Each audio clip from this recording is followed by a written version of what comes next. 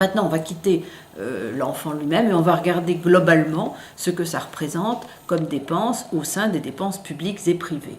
Et vous voyez que cet investissement dans la jeunesse, qui est l'investissement dans les retraites, bien sûr, puisqu'on voit bien que c'est parce que les enfants sont élevés qu'il y a des enfants que demain les retraités auront le droit à quelque chose, cet investissement dans la jeunesse représente tout de même des sommes considérables, puisque c'est 406 milliards d'euros par an, c'est absolument énorme.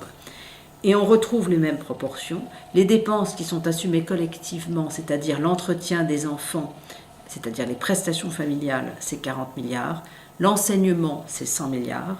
L'assurance maternité, puisqu'il faut mettre au monde ces fameux enfants, c'est 6 milliards. Et l'assurance maladie des enfants, c'est-à-dire la part qui est gratuite d'assurance maladie qui va aux enfants parce qu'ils sont les ayants droit de leurs parents, c'est 12 milliards. Donc on arrive à une somme de 158 milliards d'euros qui sont payés par la collectivité chaque année pour assurer l'éducation des enfants.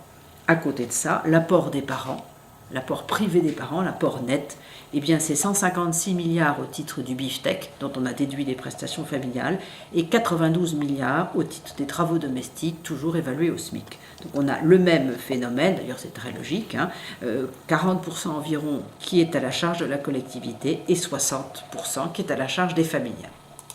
Alors,